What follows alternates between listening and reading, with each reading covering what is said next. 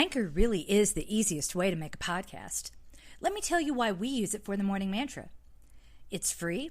It comes with built-in creation tools that allow us to record and edit our podcast right from the palm of our hand in our tablets or on our computers.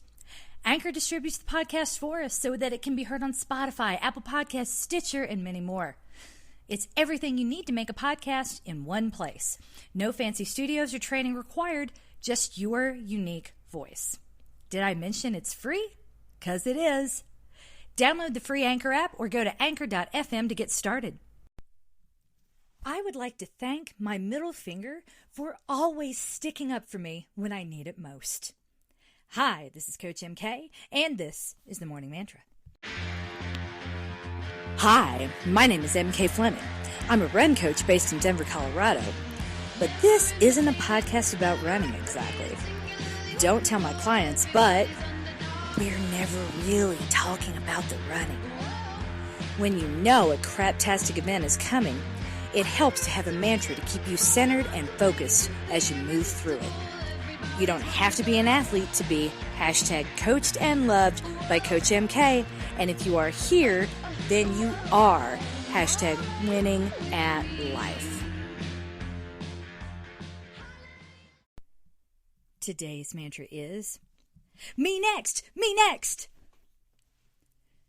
Coach MK is here to make spirits bright and get you excited to roll around in the verbal excrement toxic people will send your way this holiday season with some shady bitch lessons. Remember, I'm not encouraging you to be anything other than yourself. The goal here is to plant some seeds in your brain that can grow into trees, and when the moment is right, you can pick off a nice switch and beat someone's ego back into submission with it. Southern women have been doing it for centuries. Everyone else is a weak imitation. They didn't actually go to charm school. No joke, that's where I learned this shit. I can cut without knives, I can get out of any conversation I don't want to be in, and you won't notice it's happening. True story. It's funny when it happens. I've said before, when I'm subtle, people don't pick up on it. This is part of the reason why. The golden rule for all shady bitches is the first rule of improv. Just go with it. You respond to whatever is said to you, devoid of context. Respond to their words, not your feelings. Respond to what they say, not what you know it to mean. These people know they're hurting your feelings. That is the whole point. That is the source of their power. You can take that power back. In lesson 1, we responded to phrases like, I don't understand with, I know you don't. In lesson 2, we learned to meet TMI questions with TMI answers. In lesson 3, we learned to receive and respond to the backhanded compliment. Today, in lesson 4, we face those helpful suggestions that do not help anyone. Some of these suggestions are downright rude. Have you heard of those teeth whitening strips? Have you considered a haircut? Manicures are self-care, you know. They opened a Weight Watchers right down the street. You don't have to eat everything on your plate. I know you like the food. Don't do it for me. Others are packaged alongside a backhanded compliment. I mentioned these yesterday. I tend to call them the Jesus Christ. Examples of the Jesus Christ include, you could be so much prettier if you just lose a few pounds. You will be an amazing mom, even if you never have kids of your own. You know, your kids would behave better if you just spend a little more time with them. They're not bad. If you found yourself a deer in headlights in the wake of a comment like this, do not be ashamed. It takes a minute to register that someone just said something terrible to you in front of other people, and then your abuser just moves on by the time you've realized it. So if you respond with hurt or anger, you're unlikely to have support because what was said was only indirectly terrible and no one really noticed it or heard it. So you're the one making a big deal. Why are you making a big deal? Why are you making me get involved? It's Christmas. Just don't listen to it. Just let it go. You'd be so much prettier if you just cover up that gray. Ugh. My son is on the spectrum, and we spent a lot of time in therapy practicing responsive speech, which is a fancy way of saying matching your response to what is said. In this case, we would remind him to match the sentence structure, compliment plus helpful suggestion, and match the tone of the speaker. You'd be so much more popular if you kept those comments to yourself. That's exactly what he would say.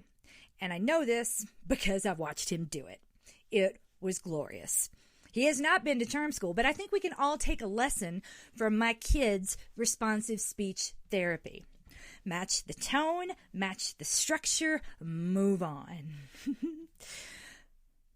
Because here's the key. It'd be so much prettier if you'd cover up that gray.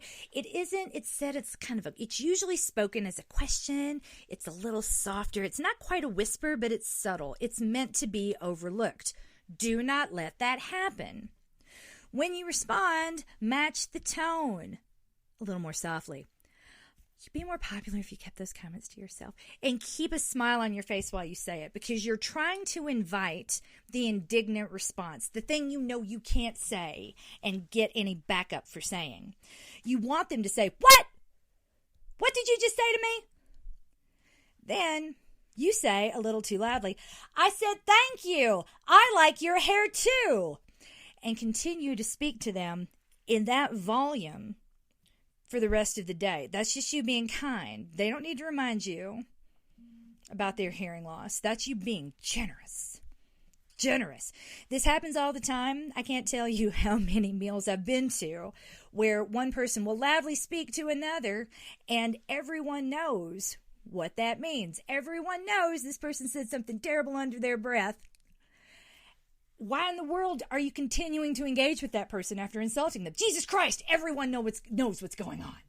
It's kind of an amazing, amazing, amazing thing to witness out of your peripheral vision, because we don't deal with anything directly in the South, especially the things that happen right in front of us that we could fix, the problems we could solve. Why would you do that?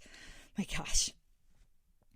So executed correctly, you will have everyone's attention. The room will go a little quiet. People will start listening, but they won't look at you. They won't make eye contact because they don't want to get involved.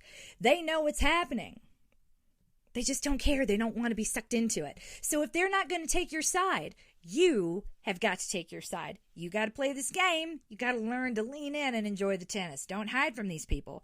You want to make them hide from you. Unless we're related. If I was there, I'd be having so much fun with it. I'd be yelling across the table, "Oh, hell yeah! Me next! Me next! Aunt Michelle, you need to wax your chin." How's that? Did I do it right? Did I do it right?